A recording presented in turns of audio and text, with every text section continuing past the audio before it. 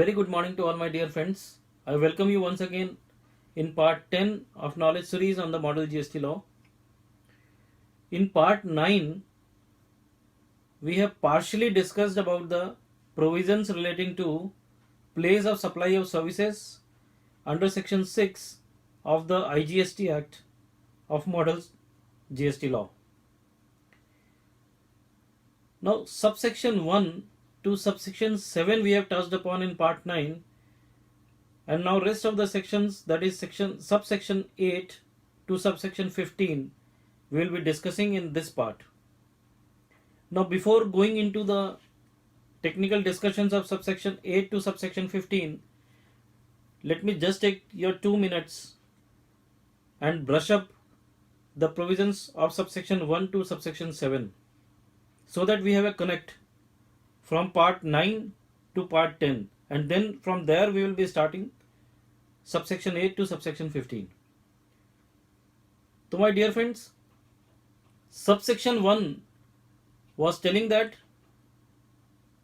whenever the provision place of supply of services has to be decided, it will be decided as per the provisions of this particular section. तो subsection 1 ये provide करता था कि जो अगर आपको place of supply of service determine करना है तो इसी सेक्शन यानी सेक्शन 6 के प्रोविजंस आपको देखने पड़ेंगे. Subsection 2 was a general subsection which provided that except subsection 4 to subsection 15, if the services are provided by a person to a registered person, then the place of supply of service will be the location of the service recipient. Subsection 3 provided that whenever service is provided to a non-resident person, in that case, if the address of that person is on records, then such address will be the place of supply of service, and in case the address is not there, then the place of supply of service will be the location of the supplier. तो subsection 2 और subsection 3 जो था sir, वो general provisions थे.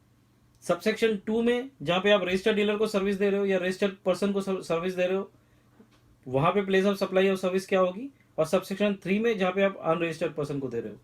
और subsection 4 से लेके subsection 15 तक स्पेसिफाइड कैटेगरी में जब आप सर्विस प्रोवाइड कर रहे हैं तो place of supply of service आप कैसे डिटरमाइन करेंगे, वो प्रोविजंस हैं. तो sir subsection 4 was in relation to immovable property.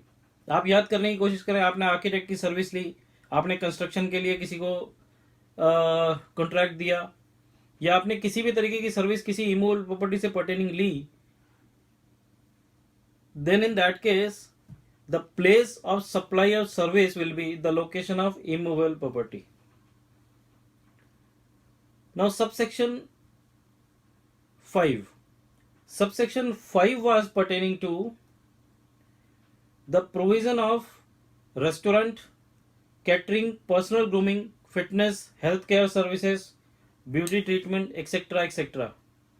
तो वो परफॉर्मेंस बेस्ड सर्विसेज थी, इसलिए in that case the place of supply will be the place where the services are actually performed. That will the place of supply of service. Now subsection 6 was pertaining to services related to training और performance appraisal.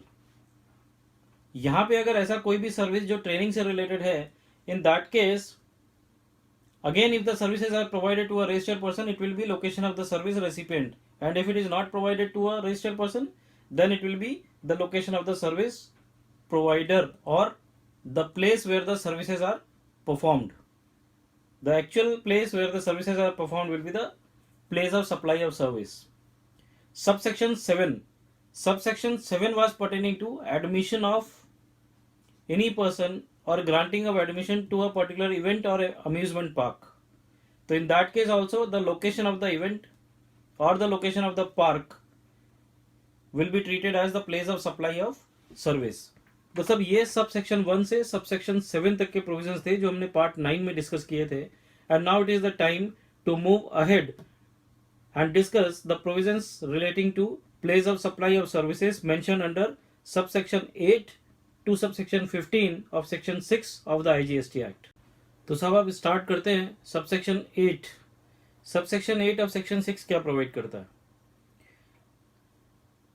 Any organisation of an event, whether that event is cultural, artistic, sporting, scientific, or of any other form, if we organize such kind of events or provide any services pertaining to or relating to such kind of events, management of such kind of events,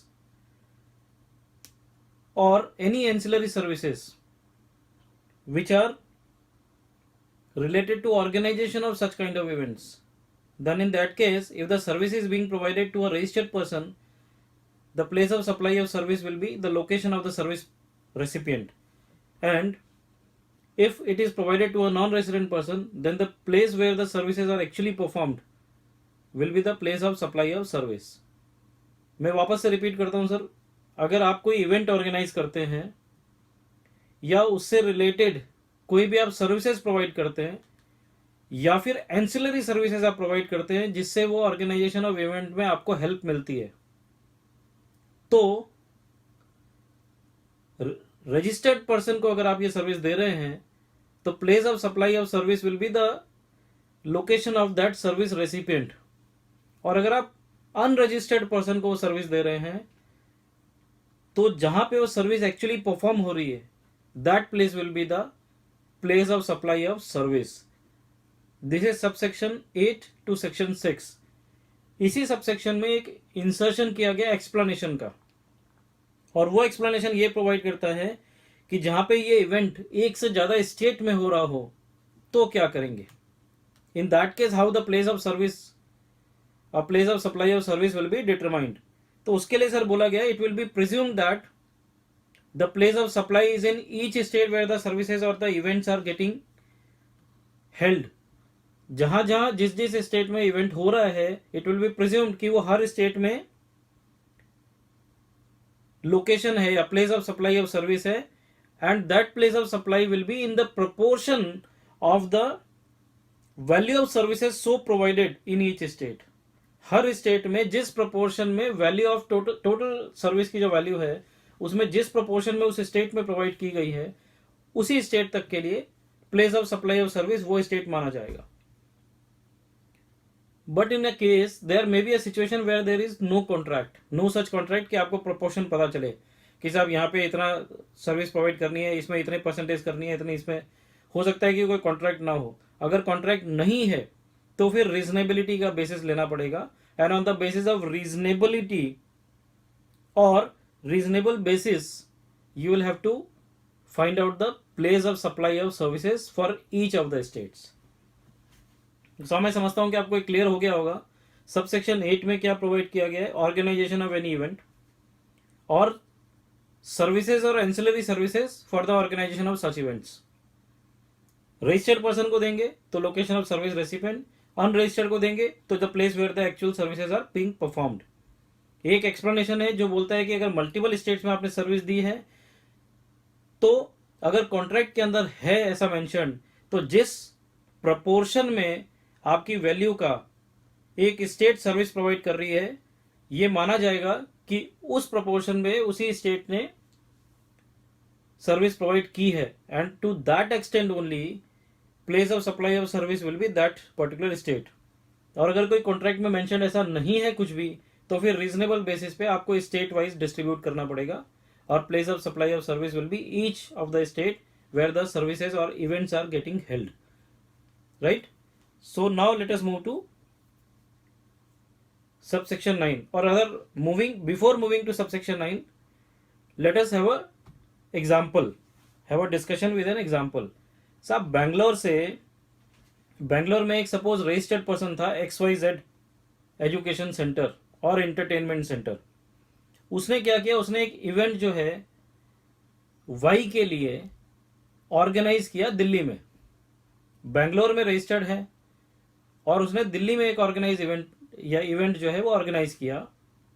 अब साहब क्या होता है कि जिस बंदे के लिए वो इवेंट ऑर्गेनाइज किया वो रजिस्टर्ड बंदा था, तो इस सिचुएशन में place of supply will be Bangalore or Delhi. It will be Delhi because वो बंदा रजिस्टर्ड था दिल्ली में, तो location of service recipient is important. दूसरी सिचुएशन में अगर हम ये मान लें कि वो बंदा जिसको सर्विस दी गई दिल्ली में वो रजिस्टर्ड नहीं था, तो in that case what will be happening, it will be said that the place of actual provision of services, तो एक्चुअल सर्विस कहाँ प्रोवाइड हुई, दिल्ली में ही हुई, तो again Delhi will be the place of supply of service और IGST लगेगा। और अगर हम ये मान लें कि ये बेंगलोर वाली कंपनी ने बेंगलोर में ही एग्जीबिशन कराया या इवेंट कराया और जिस बंदे के लिए कराया वो दिल्ली बेस्ड है और वो रजिस्टर्ड नहीं है, तो in that situation Bangalore will be the place of supply of service और बेंगलोर को एसजीएसटी और सीजीएसटी भरना पड़ेगा, there will be no inter state supply और आईजीएसटी नहीं लगेगा। और अगर वो रजिस्टर्ड है दिल्ली वाला पर्सन और सर्विस बेंगलोर में उसको प्रोवाइड की जा रही है या उसके लिए इवेंट बेंगलोर में ऑर्गेनाइज किया जा रहा है, तो in that situation service recipient का लोकेशन यानी Delhi will be the place of supply of service और इसलिए उसको इंटर स्टेट सप्लाई गिन के आईजीएसटी उसके ऊपर लगाया जाएगा, राइट। सो मैं उम्मीद करता हूं कि आपको ये बिल्कुल क्लियर हो गया होगा provision subsection 8 of section 6। Now let us move to subsection 9 of section 6। Subsection 9 में सिंपल लैंग्वेज में transportation of goods including mail और कुरियर। जब भी आप ट्रांसपोर्टेशन करते हैं गुड्स का कुरियर से या मेल के द्वारा, तो वो सिचुएशन में आपका place of supply of service किस तरीके से डिटरमाइन करना है। तो साहब उसमें है कि अगर आपने रजिस्टर्ड पर्सन को दिया है तो location of such registered person will be the place of supply of service. अगर आपने अनरजिस्टर्ड पर्सन को दिया है then the location at which such mail और courier parcel was handed over for the transportation. तो सब आप जहां पे कुरियर वाले को जाके आपने जिस जगह पे वो पार्सल दिया है जिसको ट्रांसपोर्टेशन करना है गुड्स का, वो location will be the place of supply of service, right. तो this was subsection 9 of section 6। अगर एक एग्जांपल लेके समझे तो एक छोटा सा एग्जांपल है कि नई दिल्ली में अगर कोई एक कंपनी है जो XYZ कंपनी को जो बेंगलोर में है उसको वो अपॉइंट करते हैं ट्रांसपोर्टेशन ऑफ गुड्स के लिए। I am repeating, new Delhi में एक कंपनी है जो बेंगलोर की किसी कंपनी को ट्रांसपोर्टेशन ऑफ गुड्स के लिए अपॉइंट करती है, तो in this situation what will be the place of supply of service. अगर रजिस्टर्ड है then the place of supply of service will be what? मैं आपको रिपीट करता हूं sir, transportation of goods by mail और कुरियर में if it is registered then the location of the service recipient, if it is not registered then the place where the courier or mail was handed over for the purpose of transportation. तो यहाँ पे आपको पहले ये समझना जरूरी है कि अगर आपने अपॉइंट किया है दिल्ली के किसी बंदे ने अगर बैंगलोर के बंदे को अपॉइंट किया है और वो रजिस्टर्ड है, तो इसका मतलब Bangalore will be the place of supply of service and thereby IGST will be applicable और inter state supply गिनेंगे।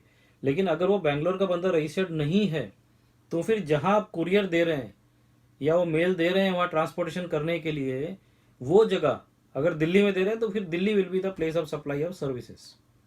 This is provision of subsection 9 of section 6. So now let us move to subsection 10 of section 6. Subsection 10 of section 6 provides about the passenger transportation service. Whenever you are providing a passenger transportation service, how the place of supply of service will be determined. तो सब अगर आप registered person को ऐसी कोई service दे रहे हैं जो पैसेंजर ट्रांसपोर्टेशन सर्विस है, तो the place of supply of service will be the location of such person, that means the location of the recipient. और अगर आप अनरजिस्टर्ड पर्सन को दे रहे हैं तो जहां से वो सर्विस इम्बार्क हो रही है, ट्रांसपोर्टेशन पैसेंजर का इम्बार्क यानी स्टार्ट हो रहा है, that location will be the place of supply of service. Example से समझने की कोशिश करें तो एक कंपनी जो बैंगलोर में रजिस्टर्ड है वो पैसेंजर ट्रांसपोर्टेशन सर्विस देती है किसी ऐसे बंदे को जो तमिलनाडु में रजिस्टर्ड है। तो अभी दोनों रजिस्टर्ड हैं, तो पहला क्लॉज जहां पे रजिस्टर्ड को बंदा को प्रोवाइड करेंगे सर्विस, तो वहां पे place of supply of service will be the location of the service recipient, तो Tamil Nadu will be the place of supply of service, और बैंगलोर में उसको IGST भरना पड़ेगा जब वो सर्विस देता है। तो दूसरी सिचुएशन में जब यही बैंगलोर की कंपनी किसी तमिलनाडु वाले बंदे को सर्विस दे रही है, पैसेंजर ट्रांसपोर्टेशन सर्विस, लेकिन वो तमिलनाडु का बंदा जो सर्विस रेसिपिएंट है वो रजिस्टर्ड नहीं है, और वो सर्विस स्टार्ट हो रही है तमिलनाडु से ही, पैसेंजर ट्रांसपोर्टेशन सर्विस तमिलनाडु से स्टार्ट हो रही है, तो in that situation again the place from where the service is getting embarked, जहां से वो स्टार्ट हो रही है, तो इट इज तमिलनाडु, तो again it will B IGST will be payable and the place of supply of service will be Tamil Nadu itself. So this is subsection 10 of section 6. Now let us move to subsection 11 of section 6. Subsection 11 provides when you board a conveyance such as vessel, aircraft, train or motor vehicle. जब भी आप ऐसे किसी convince को board करते हैं तो place of supply of service क्या होगी? तो इन both registered as well as unregistered person, the first scheduled point of departure of that conveyance for the journey will be the place of supply of service. अगर हम और detail में समझने की कोशिश करें या एग्जांपल से समझें, तो मैं इतना कहूंगा कि अगर आपको ट्रेन दिल्ली से पकड़नी है, ठीक है, और आप उसके एक स्टेशन बाद पकड़ते हैं, तो ये प्रोविजन क्या बोल रहा है? First scheduled point of departure, जहां से वो शेड्यूल हुआ है वो ट्रेन डिपार्ट होने के लिए, that will be the place of supply of service as per the provisions of subsection 11 of section 6. एक एग्जांपल से समझते हैं. और अगर एक कोई रजिस्टर्ड है, सपोज बैंगलोर में कोई एक कंपनी जो क्रूज सर्विसेज प्रोवाइड करती है, और वो एडिशनल सर्विसेज भी, एडिशनल चार्ज ले रही है आपसे for providing the personalise service to the passengers. एक कोई क्रूज सर्विस प्रोवाइड करने वाली कंपनी है जो बैंगलोर में है रजिस्टर्ड, और वो एडिशनल चार्जेस भी लेती हैं कि जो पैसेंजर्स हैं उनको कोई एडिशनल सर्विसेज या पर्सनलाइज सर्विसेज प्रोवाइड करें. और ये जो क्रूज है ये सेट है डिपार्ट करने के लिए बैंगलोर से, कि बैंगलोर से चलेगी. तो in this situation the place of supply of service will be the Bangalore. तो ये बैंगलोर से ही सर्विस मानी जाएगी कि वहीं से स्टार्ट हो रही है, starting point is Bangalore, thereby the place of supply of service will be Bangalore. चलिए सर, अभी subsection 12 of section 6 it relates to telecommunication services.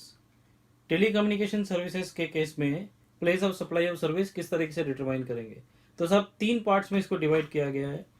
पहला बोला गया है telecommunication services including data transfer, broadcasting, cable and direct to home services, fixed telecommunication line, leased circuits, internet and dish antenna. अगर आप fixed line की या ऐसी कोई डिश एंटीना और इस तरीके की सर्विसेज आप प्रोवाइड कर रहे हैं, then in that case the place of supply of service will be the location of the installed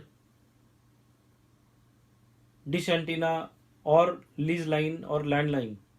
जिस जगह पे वो आपने फिक्स लैंडलाइन को इंस्टॉल किया है या direct to home service install किया है या डिश एंटीना इंस्टॉल किया है, वो जगह, that place will be regarded as the place of supply of service. दूसरा सिचुएशन, जहां पे मोबाइल का कनेक्शन आपने प्रोवाइड किया और वो पोस्ट पेड कनेक्शन है, तो in that case billing address of the service recipient will be the place of supply of service. तीसरा, जहां पे आपने प्रीपेड कनेक्शन इशू किए हैं, तो प्रीपेड कनेक्शन के केस में the place of supply of service will be the place from where the person is getting the prepaid vouchers. जहां से वो प्रीपेड कार्ड या वाउचर्स खरीद रहा है, that place will be the place of supply of service. तो subsection 12 of section 6 बोलता है टेलीकम्युनिकेशन के सर्विसेज के सिचुएशन में अगर आप कोई फिक्स लाइन की सर्विसेज ले रहे हैं, तो for telecommunication company the place of supply of service will be the location at which such fix landline is getting installed. अगर आप कोई पोस्ट पेड कनेक्शन ले रहे हैं तो जो आपका बिलिंग एड्रेस है, that will be the place of supply of service for the telecommunication company. And third, where you are taking a prepaid connection, in that situation the place from where he is getting the prepaid card or voucher will be the place of supply of service for the telecommunication company. So this is subsection 12 of section 6. So now my dear friends, let us move to subsection 13 of section 6.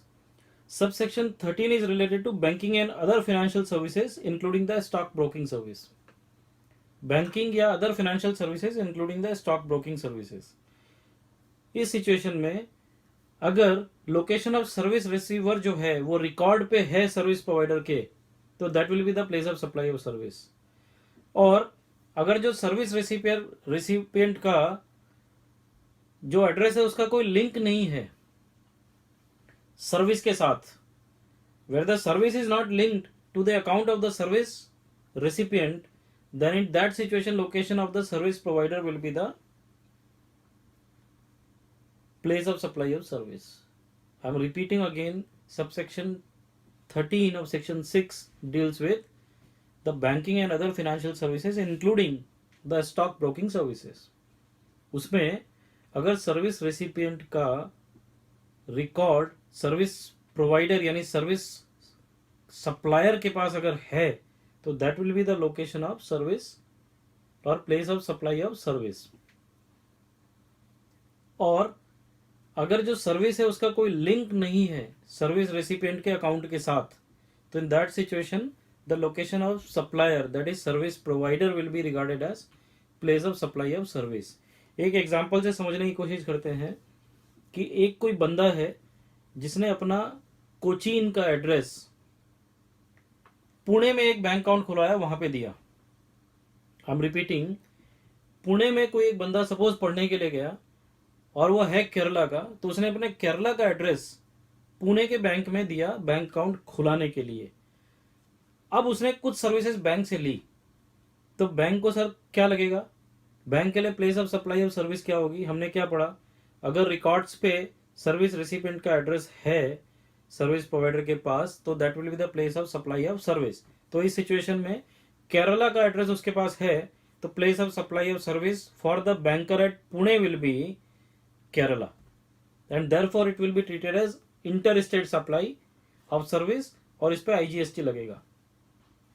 दूसरा example लेते हैं sir, कि अगर यही बंदा जो केरला का है ये सूरत आता है कोई बिजनेस ट्रैवलिंग में, और सूरत आके इसको कोई बैंक ड्राफ्ट बनाना पड़ता है, तो बैंक ड्राफ्ट बनाने के लिए ये किसी बैंक में जाता है और उससे बैंक ड्राफ्ट बनाने की सर्विस लेता है. तो ये सिचुएशन में what will be the place of supply of service for the banker. तो यहां पे क्लॉज 2 यानी सेकेंड ऑप्शन लगेगा, जो ये बोलता है कि जहां पे जो सर्विस है उससे बैंक अकाउंट का कोई लिंक ना हो, तो वहां पे the place of service provider will be regarded as the place of supply of service. तो यहां Surat will be the place of supply of service, और इसलिए उसको सीजीएसटी और एसजीएसटी देना पड़ेगा, और इंटर स्टेट सप्लाई नहीं होगा यानी आईजीएसटी नहीं लगेगा. This is subsection 13 of section 6. I believe it is clear. Now let us move to subsection 14 of section 6. Subsection 14 relates to insurance services. जहां पे भी कोई इंश्योरेंस सर्विस प्रोवाइड की जा रही है और वो जो सामने वाला बंदा है वो रजिस्टर्ड है, then the location of the service recipient. और अगर वो अनरजिस्टर्ड है, then the location of the recipient of service on the records of supplier of service. तो पहली सिचुएशन क्या हुआ कि वो रजिस्टर्ड बंदा है, तो जहां वो रजिस्टर्ड है that will B place of supply of service. लेकिन अगर वो अनरजिस्टर्ड है, तो सप्लायर के रिकॉर्ड्स में जो एड्रेस दिया गया है that address will be the place of supply of service for the insurance company. तो साहब इसको एक एग्जांपल से समझने की कोशिश करते हैं कि अगर मैं गुड़गांव में हूं और मैं इंश्योरेंस कंपनी की सर्विस लेता हूं, जो इंश्योरेंस कंपनी बॉम्बे में रजिस्टर्ड है और मैं गुड़गांव में रजिस्टर्ड हूं, तो in that situation since I am a registered person, my location will be the place of supply of service. So Gurgaon will be the place of supply of service for the insurance company based at Mumbai, and thereby IGST will be applicable. And now in second situation where I am located at Gurgaon and I am not a registered person, I am unregistered person, and the company which is providing service, that is the company which is providing insurance service to me, is located at new Delhi. तो ये situation में क्या होगा sir, second में, और मेरा address जो है गुड़गांव का ही एड्रेस उस न्यू दिल्ली की कंपनी के पास है, तो again the place of supply of service will B Gurgaon.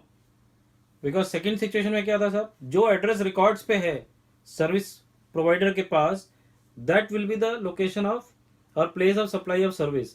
तो in my situation Gurgaon will be the place of supply of service. So is it clear. चलिए एक और इसका एक्सटेंशन करते हैं कि मैं गुड़गांव बेस्ड हूँ, दिल्ली की इंश्योरेंस कंपनी से मैंने सर्विस ली और मैंने वहां एड्रेस अपना बॉम्बे का दिया. तो इन दैट सिचुएशन जो एड्रेस ऑन रिकॉर्ड क्या है सर, बॉम्बे. तो Bombay will be the place of supply of service and thereby IGST will be applicable and it will be treated as inter state supply of service. Now let us move to last subsection of section 6, which is section 15. Section 15 provides for the advertisement services to the central or state government and a statutory or local authority meant for the identifiable states. Any advertisement services provided to a central or state government and a local authority or statutory authority meant for the identifiable states. वहाँ पे place of supply of services each identifiable state where these services are provided. Her state identifiable जहां पे वो service provide की जा रही है, जिस प्रपोर्शन में वो सर्विस प्रोवाइड की जा रही है उसी प्रपोर्शन तक वो place of supply of service होगा और उसी वैल्यू तक वहां पे वो टैक्सेबल होगा. एक एग्जांपल लेके समझे तो गवर्नमेंट ऑफ इंडिया ने सारे स्टेट्स के साथ एक कॉन्ट्रैक्ट बनाया और मिस्टर वाई को वो कॉन्ट्रैक्ट दे दिया कि आप पूरी इंडिया में इंक्लूडिंग सेंट्रल गवर्नमेंट, मतलब सेंटर से लेके पूरी इंडिया में सारे स्टेट्स में आप एडवर्टाइजमेंट की सर्विस प्रोवाइड करेंगे उनकी कोई इनिशिएटिव का. सपोज स्किल इंडिया के इनिशिएटिव का आप एडवर्टीजमेंट करेंगे ऑल ओवर इंडिया. तो इस सिचुएशन में उस बंदे का place of supply of service क्या होगा, अगर वो दिल्ली बेस्ड है, दिल्ली में रजिस्टर्ड है, तो दिल्ली में जो भी वो सर्विस देगा, Delhi will be regarded as the place of supply of service. और इसके अलावा जितनी भी स्टेट्स में वो सर्विस देगा, हर वो स्टेट, ईच आइडेंटिफिएबल स्टेट, हर state will be regarded as place of supply of service. And therefore for Delhi only he will be liable for CGST, SGST as it will be regarded as intra-state supply. But for rest of all the states he will be liable for IGST because it will be treated as inter-state supply. एक state से दूसरी state का supply. So my dear friends, these were subsection 8 to subsection 15 of section 6 of the IGST Act, which was discussing about the provisions related to place of supply of services. So now we need to conclude this part, that is part 10 of the knowledge series on model JS Chilo. But before concluding, I would like to touch upon all the 15 subsections once again in very brief.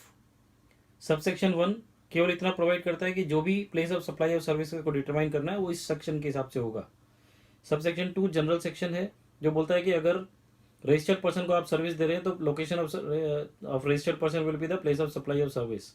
Subsection 3 जो unregistered service दे रहे हैं, unregistered person को service दे रहे हैं, तो अगर उसका address record पे है तो वो उसका लोकेशन होगा place of supply of service, और एड्रेस रिकॉर्ड पे नहीं है तो the place of supplier will be regarded as the place of supply of service.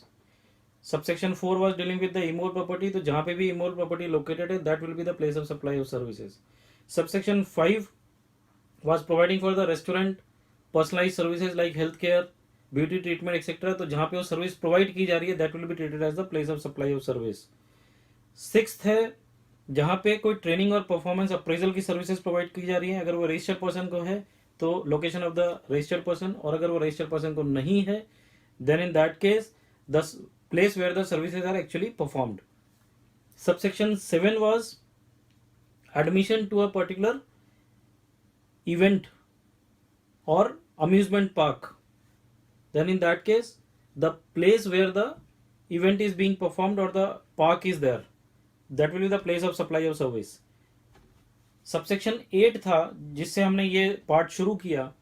Subsection 8 was related to organization of an event or the services ancillary for the organization of such event. तो उन दोनों ही situations में place of supply of service क्या था साहब, कि अगर वो सर्विस रजिस्टर्ड पर्सन को दी गई है then the place of such registered person, और अगर वो अनरजिस्टर्ड पर्सन को दी गई है तो जहां पे वो सर्विस प्रोवाइड की जा रही है actually that will be the place of supply of service. Subsection 9 was relating to transportation of goods. तो उस सिचुएशन में क्या था, अगर रजिस्टर्ड पर्सन को दी जा रही है तो लोकेशन ऑफ सच पर्सन, और अगर रजिस्टर्ड पर्सन को नहीं दी जा रही है तो जहां पे वो गुड्स को हैंड ओवर किया जा रहा है that place will be the place of supply of service. Subsection 10 was transportation of passengers. So transportation of passengers में अगेन अगर वो रजिस्टर्ड पर्सन है तो the location of such person, और अगर वो रजिस्टर्ड नहीं है तो in that situation from where the passenger is embarking the journey, जहां से वो स्टार्ट कर रहा है अपनी जर्नी को, that place will be regarded as the place of supply of service. Now subsection 11 was board a conveyance such as vessel, aircraft, train और motor vehicle. इस सिचुएशन में क्या था, जहां पे शेड्यूल्ड पॉइंट ऑफ डिपार्चर है, जो first scheduled point of departure है, that will be the place of supply of service. Subsection 12 में टेलीकम्युनिकेशन 3 पार्ट्स थे सर। पहला जहां पे फिक्स लाइन या लीज लाइन या इंटरनेट कनेक्शन जो फिक्स्ड है वहां पे क्या, जहां पे वो इंस्टॉल हो रहा है वो place of supply of service होगा। जहां पे पोस्ट डेटेड मोबाइल कनेक्शंस दिए हैं आपने, sorry not post dated, it is post billing, कि जहां पे आपको प्रीपेड नहीं है पोस्ट पेड है, वहां वो वैसे टेलीफोन कनेक्शंस या मोबाइल कनेक्शंस के लिए जो एड्रेस सर्विस रेसिपिएंट का है that will be the place of supply of service. और तीसरा था जहां पे आप प्रीपेड कार्ड्स देते हैं तो वहां पे जिस जगह से वो प्रीपेड कार्ड या वाउचर लिए जा रहे हैं that will be the place of supply of service. Subsection 13 was relating to banking and other services, other financial services including the stock broking services. तो ये सिचुएशन में सर ये था कि जहां पे सर्विस रेसिपिएंट का पूरा डिटेल्स है then the location of service recipient, और जहां पे वो सर्विस का और सर्विस रेसिपिएंट के अकाउंट का कोई लिंकिंग नहीं है तो वहां पे the location of service provider will be the place of supply of service. Next था subsection 14, it was related to insurance. Insurance में भी अगर आप रजिस्टर्ड पर्सन को देते हैं insurance service then the location of the service recipient or such registered person, और अगर आप अनरजिस्टर्ड पर्सन को देते हैं then the location of the recipient as per the records of supplier of services. तो जो भी सप्लायर ऑफ सर्विसेज के रिकॉर्ड्स पे लिखा हुआ है एड्रेस, वो लोकेशन आपका place of supply of service होगा। और subsection 15 advertisement to central government or state government and local authority or statutory body, उसमें आइडेंटिफिएबल स्टेट, हर identifiable state place of supply of service होगा। So my dear friends, this was section 6 dealing with the provisions relating to place of supply of service, and we need to stop here only, and next part will be again coming up with some other provision under the model GST law. So for the time being I must thank each one of you for giving me patience hearing and motivating me to keep this work going on and to try to share whatever I read under the model GST law with you all. So once again I am thankful to each one of you. Thank you very much, and I assure you once again that very soon we will be coming out with part 11 of knowledge series on model GST law. Thank you very much.